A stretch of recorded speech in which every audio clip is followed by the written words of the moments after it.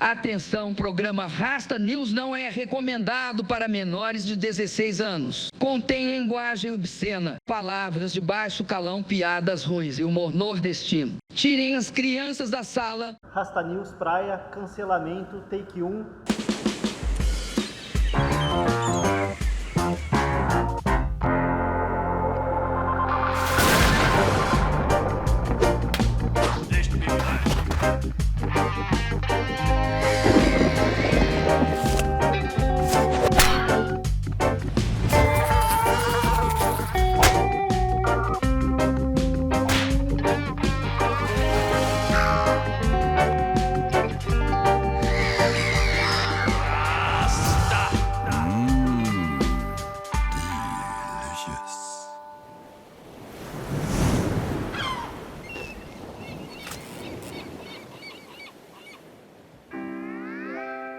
Boa noite, embaixadores. Boa noite, rastas e rastas. Sejam bem-vindos a mais um Rasta News, o seu jornal semanal isento de notícias. Um pária, um malévolo, um monstrengo ou apenas mais um cidadão comum e pacato que, ao ficar digitalizado, fez um post desligado e terminou cancelado.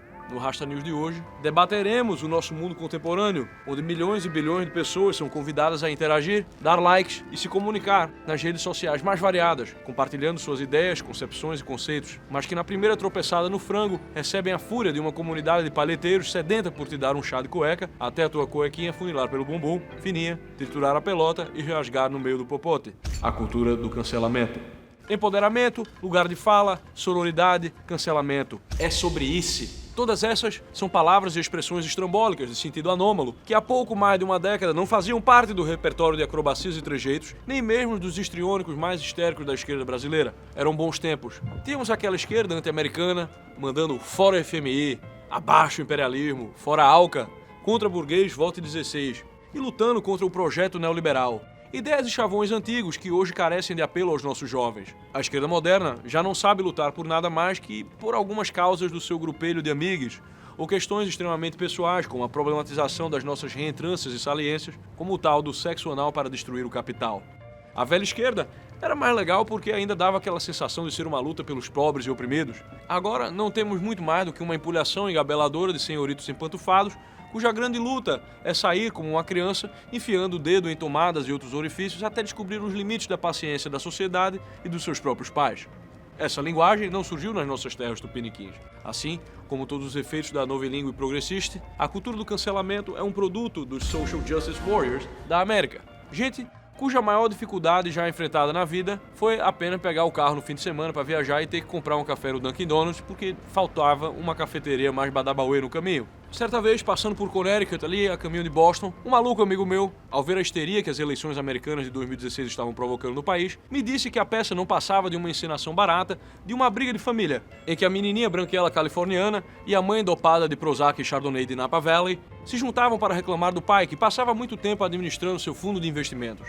Um insight muito revelador, certo, muito verdadeiro, e é realmente lamentável ver a esquerda brasileira caminhando e cantando e seguindo o chororô das branquelas americanas como se fosse o mais feroz rugido ancestral do Mufasa a conduzir os famélicos da terra. Aqui no Brasil, o problema de muitas pessoas ainda é passar a noite preocupado se tem um maluco plantado com um fuzil ali no telhado da sua casa, de olho se tá vindo polícia, ou se o Santana tem ou não tem carburador. Cara, tem carburador! Caraca, tem carburador sim! Tem um carburador aqui!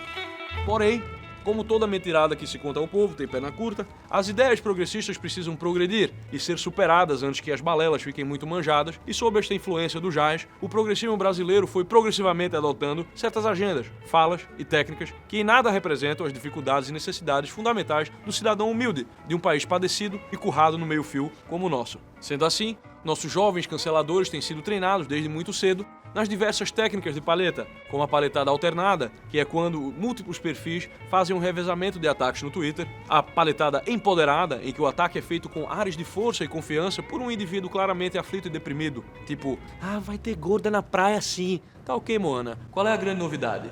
Ou a paletada crítica, que é uma paletada que toca aquela void e que se foda. E temos até mesmo a transpaletada, que é quando você sabe que o correto é fazer o solo de The Final Countdown com a paleta, mas você não consegue e faz um tapping e ainda engana o trouxa, que acha que é mais difícil.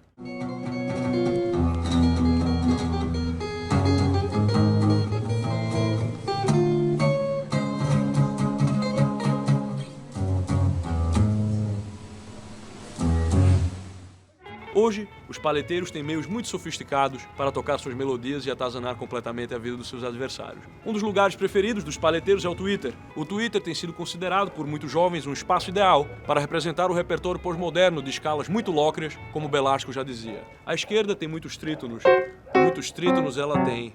Por conta da sonoridade medonha e terrível, estes jovens têm sido chamados de diabolos em twitters. Mas, se no passado os propagadores destes ruídos foram perseguidos... Filho de uma p... Vá tomar no seu c... É, o propagador desse ruído que devia ser perseguido. Mas se no passado os propagadores destes ruídos foram perseguidos, hoje eles executam o papel duplo de pervertores e moralistas, fazendo uma tremenda zorra, ao mesmo tempo que se apresentam como representantes da justiça, ao mesmo tempo hereges e inquisidores. Os cancelamentos não se limitam aos paleteiros de Twitter e podem ter proporções muito maiores e se espalharem por outras áreas das nossas vidas, saindo do virtual e entrando nos nossos cotidianos, aporreando e taxando seu colega de faculdade ou de trabalho. As ofensas são muitas. Fascista, nazista, racista, machista e contrabaixista são algumas das palavras utilizadas pelos canceladores para humilhar os que discordam da agenda progressista. Assim ocorreu com a jornalista do New York Times, Bari Weiss. De acordo com a jornalista, os movimentos de paleteiros do Twitter causavam alvoroço nas redes dos jornais e acabaram reverberando dentro da redação do jornal. Apesar de judia, ela passou a ser bulinada e a receber apelidos como Hitler, racista e fascista pelos colegas de redação, que a consideravam muito conservadora para os seus padrões progressistas. É realmente uma grande perda que o mundo real não tem aquelas regras antigas do Dungeons and Dragons, em que o sujeito que fosse Chaotic Evil não podia se meter a querer jogar de paladino. E aí a gente fica com esse bando de Barbarians e Black Wizards acabando com a vida das pessoas e achando que entendem algo sobre carisma e empatia. No Brasil, a chusma de paleteiros canceladores já conseguiu desferir seus golpes, como em um dos jovens mais joviais e simpáticos da internet, o youtuber Monark vem tropeçando no frango e se consagrando ano após ano como campeão de cancelamentos e perdendo alguns patrocínios por conta da sua falta de filtros e a sua cabeça costumeiramente emaconhada. Olha ali, ele tá metido com maconha. Na frente do pai dele. Isso é maconha? Não, é tabaco orgânico. Meu filho é maconha. Embora com o corpo mais em forma, o voleibolista Maurício Souza se tornou o caso de cancelamento mais badalado em 2021, por ter expressado algumas opiniões sobre os gostos e o divertimento anal do novo filho do super-homem. Perdeu o emprego, mas ganhou 2 milhões de seguidores no Instagram. Vantagem? Quem também viu a oportunidade foi um trio de youtubers que falam sobre futebol e se uniram sob o nome de Os Cancelados. Grande elenco, Ale Oliveira, o homem mais gado do mundo, foi cancelado em todos os seus empregos e pela sua ex-esposa. Mas a culpa nunca é dele. Ou o Thiago Asmar, o Pilhado, dono do canal Pilhado. Boatos contam que o homem tomou um cancelamento na Rede Globo após cair na net um vídeo dele labiscando a ex-namorada do presidente da CBF. Hoje ele tem o radar ligado e expõe todas as vezes que o Casagrande aparece falando groselhas e se perdendo na linha. E até pouco tempo tínhamos também o fofo Rica Perrone, um paulistano que tem a nobreza de um carioca, grande entusiasta do nosso querido vô Joaquim Teixeira e com quem aprendi muitas informações preciosas que nos ajudaram a montar um dossiê para fazer a música Nelipe Feto. Eu quero ver Joaquim cantar do menino balzaquiano que agora vive de lacrar. No xadrez online ele roubou e na quarentena sua pelada ele jogou. Um cancelamento que me chamou a atenção recentemente foi o do nosso clérigo level 20, Guilherme Freire, e da nossa elfa feiticeira maluca, Pietra Bertolazzi. Tudo porque o Guilherme falou que a Moana da Frozen era feia. Que burro. Quê? A Moana não é da Frozen, ô. Ah, ela não é da Frozen, não? Não. Enfim, aquela bonequinha lá das Ilhas Galactas. Polinésia, rasta. Polinésia. Isso. Muito bem, viu? Quem tá se perguntando, o Beorn tomou vacina, por isso que ele tá assim, viu? Você tá pedindo pra cancelarem a gente. Que seja, o Guilherme falou que a boneca era feia e a Pietra completou que além de feia, era gorda. Aliás, a Moana é feia. Desculpa, não sei se isso convém falar. Ela é gorda e feia. Quer dizer, não é questão da mulher. A mulher não tem que ser loira de olho azul pra ser bonita, mas o ponto é que a Moana é feia. Ela não é uma taitiana. É taitiana que fala? Eu não sei. Não, mas eu Ela podia não ser é uma taitiana bonita. podia. Só que ela não... Bom, recentemente eles vêm recebendo centenas de mensagens ameaçadoras, sendo acusados de racismo e de serem supremacistas brancos. E o pior é que nem os filhos pequenos da galera escaparam do hate. Agora você vê o nível de retardo desses orcs, né? O cara chama de feia uma boneca de um desenho feito por um bando de cheirador de suruba lá de Hollywood, para passar adiante os valores de um bando de branquelo americano chiliquento E imediatamente a galera do amor já concluiu que era por causa da cor da pele dela ou por causa do cabelo, e que a resposta adequada para um juízo estético acerca de uma porra de uma boneca é desejar o mal e a morte a crianças de verdade. O senso das proporções é zero, né? Me faz lembrar a época que eu morei ali na Augusta, né? Eu passava às vezes andando ali na frente do Lajegas e tinha um maluco de terno ali na porta, muito elegante. Ele chegava e falava assim: Boa noite, senhor. Gostaria de um petisco, um chopinho? Você tava na cara. Eu ficava impressionado com essa descontinuidade e esse salto impressionante entre as etapas. De boa noite a uma colisão... Filho de uma p... De boa noite a uma colisão inusitada e extravagante, passando apenas por um petisco e um chopinho? Pois bem, não existe senso das proporções em São Paulo. Apesar da palhaçada, o tal cancelamento nada mais é que uma forma indecorosa de renomear o velho e bom boicote para tentar levar ao ostracismo aquele velho mecanismo do fármacos, o bode expiatório. E aí, quando finalmente cancelamos o novilíngue progressista dos canceladores, não há nada de novo no front, mais do mesmo. Muito antes do Twitter, o nosso Wilson Simonal foi ostracizado pela classe de artistas de esquerda que, numa fofoca tremenda, inventaram que ele era delator dos milicos. Conseguiram destruir a carreira do cara. Por outro lado, há alguns anos, toda a grande mídia resolveu fazer um burburinho sobre um tal deputado que levava a vida como um mero representante dos milicos. O tiro saiu pela culatra e me parece que eles pariram um presidente. Essa palhaçada já está tão grande que precisou ajuntar um claque de esquerdistas, incluindo o seu Noam Chomsky, para assinar a porcaria de uma carta aberta tentando explicar para os outros o quanto essa cultura do cancelamento, além de ineficiente, era uma ideia de merda. Só que aí ajuntou outra claque de outros 160 progressistas que não tem nada a perder para escrever uma carta em resposta, dizendo que combater a cultura do cancelamento é silenciar minorias que foram canceladas por gerações. Noam Chomsky, parece que o jogo virou. Mais um senhorito termina sendo devorado pela dialética pomadista, rapariga saturnina, que devora seus meninos e meninas. Vou te contar que meu esporte favorito atualmente é pescar progressista tentando devorar progressista. Homem branco e, além de tudo, idoso. Lembro de quando Noam Chomsky foi fazer o discurso dele no Occupy Wall Street, em Boston, e todo mundo ainda escutava: Noam Chomsky, teu tempo já passou, Noam Chomsky. A tua boquinha de coelhinho já murchou, Noam Chomsky. Vai precisar se modernizar, porque agora você só tá bom pra ser cancelado. Noam Chomsky!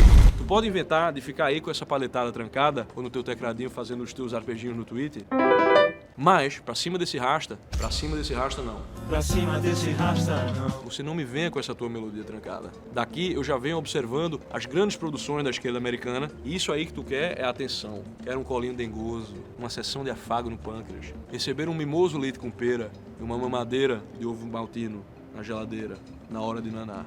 Te falta aquele conforto e aprovação constante que a vida adulta já não te permite e que já não condizem com o velho, que era pra ter pensamento de velho, mas insiste em tentar andar por aí com calcinha na bundinha, dependendo do aplauso e da estima de jovens com tererê no cabelo, que jamais vão ler uma linha das porcarias que tu escreveu sobre linguista, não... sobre linguiça.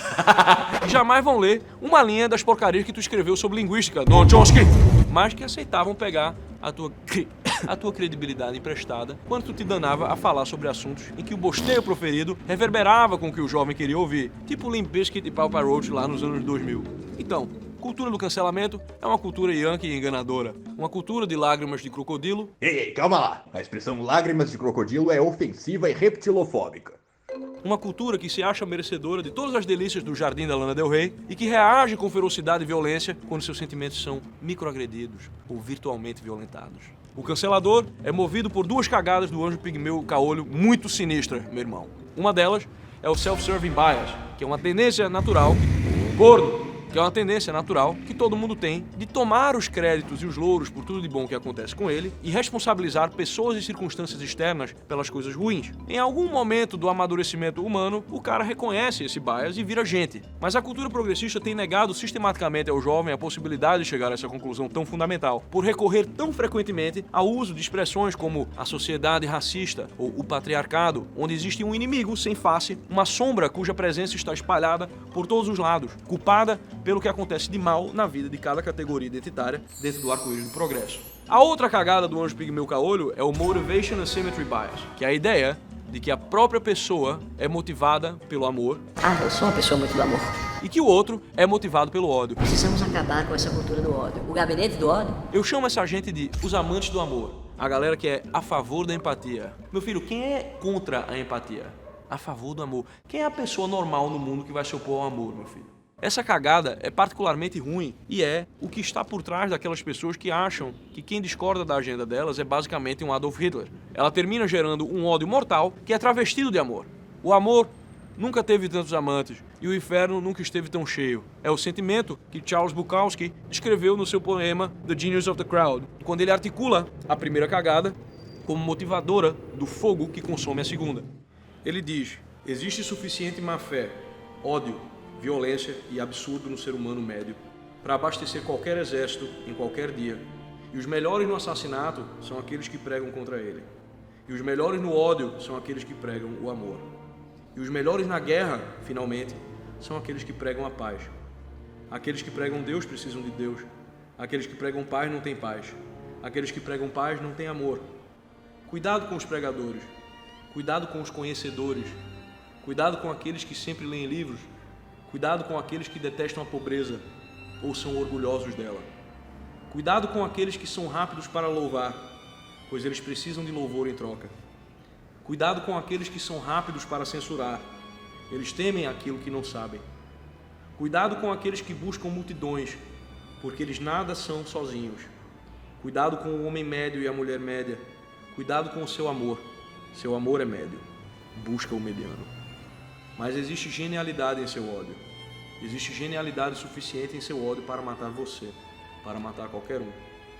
Não desejando solidão, não entendendo solidão, eles tentarão destruir tudo, o que for diferente do que sabem.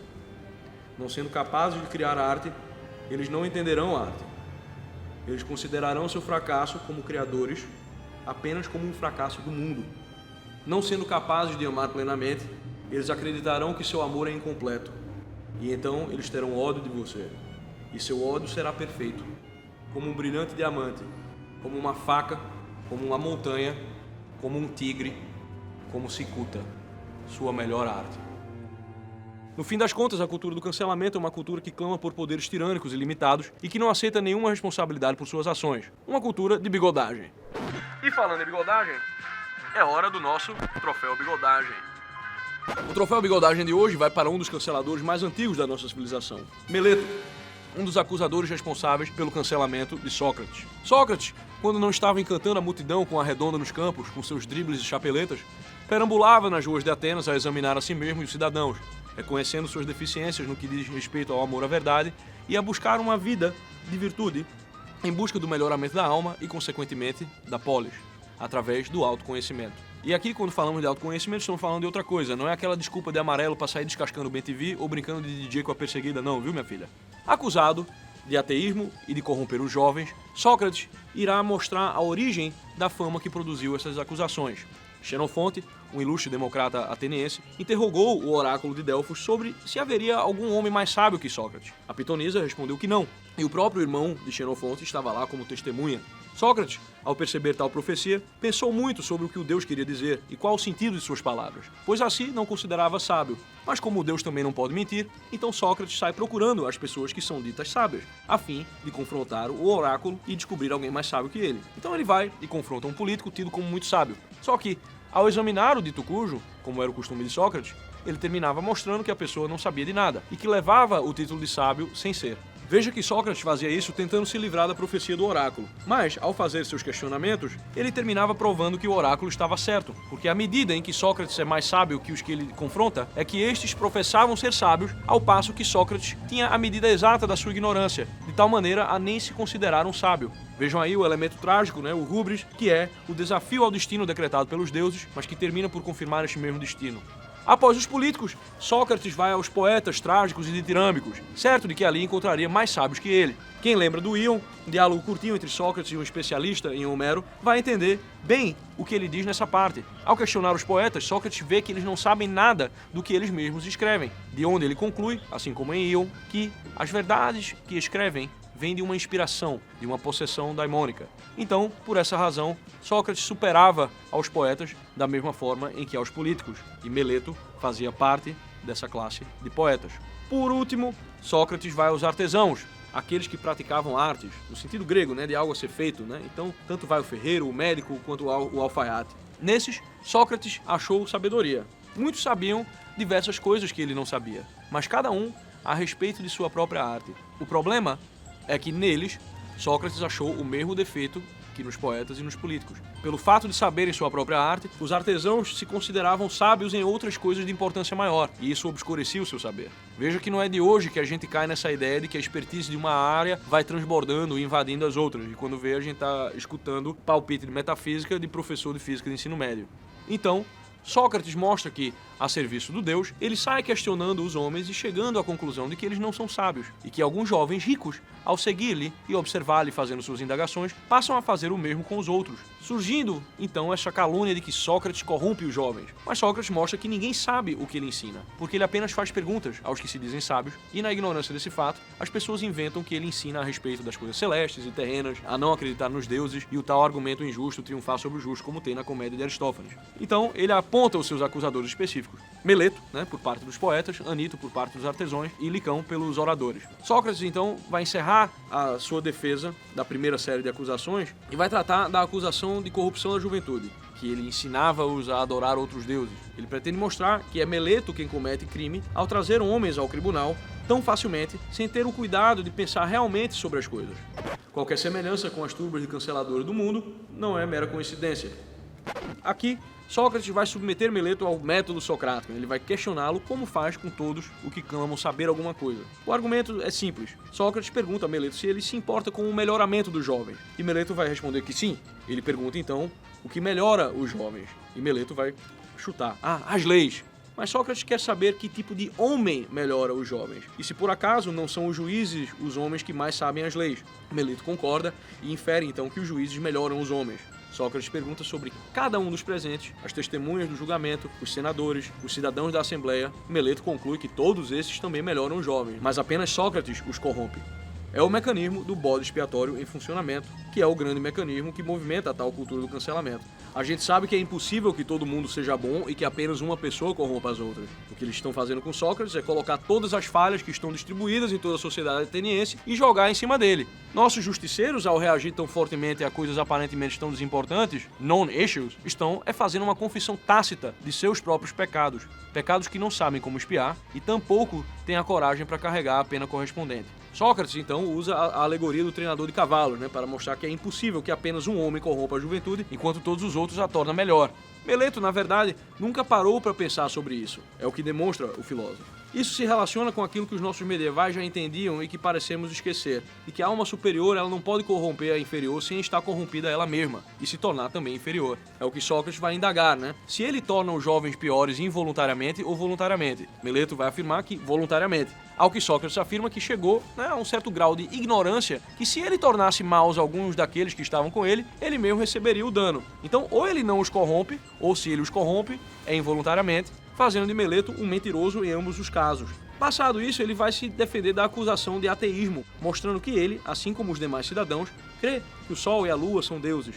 Meleto o acusa de achar que o Sol e a Lua são pedras, quando na verdade Sócrates mostra que essa é a posição de Anaxágoras, que é um pré-socrático. Sócrates irá indagar se pode alguém acreditar que não há cavalos, mas sim coisas relacionadas aos cavalos. Ou que não há flautistas e sim coisas relacionadas à flauta. Meleto, obviamente, nega que isso seja possível. Então, Sócrates indaga se é possível alguém acreditar em coisas demoníacas e não em demônios.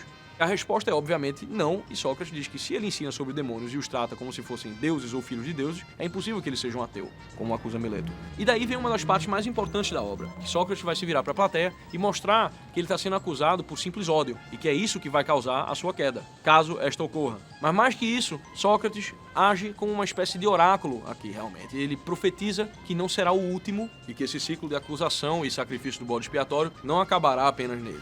De fato, esse ciclo só vai se fechar significativamente e simbolicamente com a morte do Cristo, que é quando o próprio Deus vem e é cancelado. E ainda assim, a gente volta a flertar com esse sacrifício ritual do bode expiatório de tempos em tempos. Bom, a tragédia de Sócrates a gente já sabe como termina, e a história de Meleto só sabemos como um side story no arco narrativo desse grande homem. Meleto merece o troféu Bigodagem de hoje por personificar o artista chorão, que não criou nenhuma arte que tenha valido a pena ser preservada para nós e cujo nome só ficou imortalizado pela injustiça que fez cair sobre um homem inocente. Em vida, ele seguiu poeta, caminhando e cantando e seguindo a canção, e merece aqui o nosso troféu Bigodagem. Rasta, qual a maior bigodagem já acontecida em solo brasileiro? Rapaz, eu diria que o golpe militar que chamam de Proclamação da República. Rasta, qual a sua opinião sobre Sérgio Moro? Rasta, eu nunca fui entusiasta de funcionário público e eu não vou começar a ser agora, né? Rasta, vários eruditos bíblicos afirmam vivermos acontecimentos apocalípticos. Será? Se for, você tá pronto para o julgamento ou só enchendo o saco?